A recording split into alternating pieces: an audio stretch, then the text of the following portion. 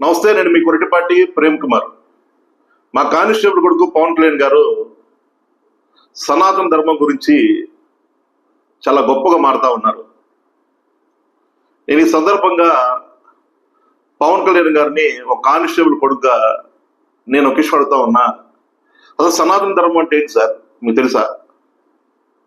సనాతన ధర్మం అంటే మీకు పూర్తిగా తెలుసా లేదో ప్రజలు తెలియపరచండి. ముందు సనాతన ధర్మం పేరిట గతంలో మూఢాచారాలు ఉండేవి.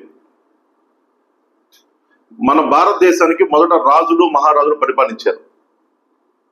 వాళ్ళు సనాతన ధర్మాన్ని బాగా కాపాడారు. ఎంత కాపాడారు తెలుసా మీకు?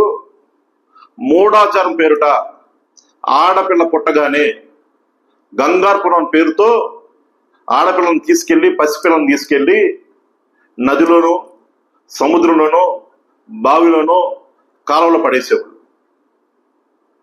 అది సనాతన ధర్మమా? అది కరెక్టా? తర్వాత మన భారతదేశాన్ని ముస్లింలు సుల్తాన్లు పరిపాలించారు. వాళ్ళు కూడా ఎక్కడ సనాతన ధర్మాన్ని టచ్ చేయలేదు. వాళ్ళ పరిపాలన వాళ్ళు చేసుకుంటూ పోయారు. కానీ బ్రిటిష్ వాళ్ళు వచ్చినాక మూఢాచారాల పేరిట, సనాతన ధర్మం పేరిట ఆడపిల్లకి అన్యాయం చేస్తా ఉన్నారు. అంటరానితనం పేరట శూద్రుల్ని, వెనకబడ్డ వాళ్ళని ఇబ్బంది గురి చేస్తా ఉన్నారు.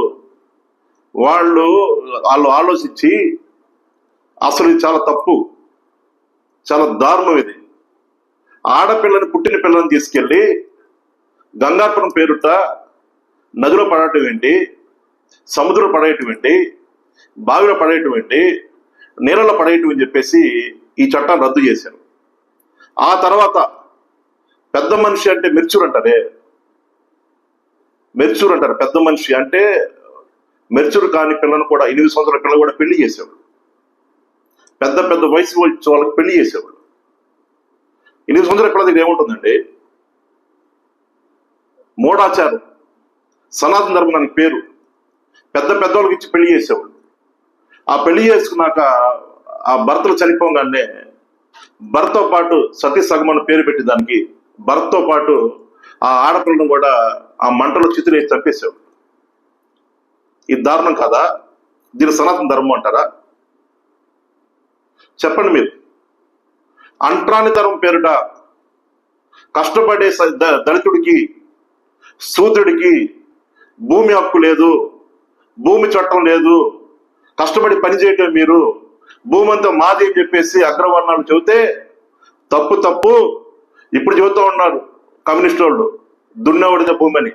అప్పుడే చెప్పారు బ్రిటిష్ వాళ్ళు, కష్టపడేవాడిదే భూమి అని చెప్పేసి వాళ్ళు కూడా భూమి హక్కు చట్టం తెచ్చారు బ్రిటిష్ వాళ్ళు. ఏం మారుతా ఉన్నావు నువ్వు? ఆడపిల్ల చదువుకోకూడదు, సనాతన ధర్మంలో ఆడపిల్ల చదువుకోకూడదు అంటే ఆడపిల్ల ఖచ్చితంగా చదువుకోవాలి, ఆడపిల్ల తన కాలం మీద తను నిలబడాలని చెప్పేసి చట్టం తెచ్చింది బ్రిటిష్ వాడు. అది సనాతన ధర్మమా? చదువుకోకూడదు, ఆడపిల్ల చదువుకోకూడదా? చెప్పండి మీరు. పవన్ కళ్యాణ్ గారు సనాతన ధర్మం గురించి చెబుతున్నారు కదా. భర్త చనిపోతే భార్యను చంపొచ్చు, భార్య చనిపోతే భర్త ఇంకో పెళ్లి చేసుకోవాలంట. ఇది ఎట్లా సనాతన ధర్మం? ఇది ఎంత దారుణమైన మూఢనమ్మకాలంటే దాన్ని నేను ఇప్పుడు సనాతన ధర్మం పాటిస్తాను, సనాతన ధర్మాన్ని మళ్ళీ నిరోధిస్తాను, అంటరానితనం తీసుకొస్తాను, పుట్టిన పిల్లలను తీసుకెళ్లి చంపిస్తాను, 8 సంవత్సరాల పిల్లలకి పెళ్లి చేస్తాను, దళితులకి భూమి హక్కు లేదు, ఇవన్నీ సనాతన ధర్మంలోకి వస్తాయి. అవన్నీ మీరు చేయడానికి సిద్ధంగా ఉన్నారా? మీరు చెప్పాలి దీని గురించి. ఎంత దారుణంగా మారుతా ఉన్నారు. అసలు సనాతన ధర్మం గురించి మీకు తెలిస్తే మాట్లాడండి, తెల్లకపోతే మాడబాకండి.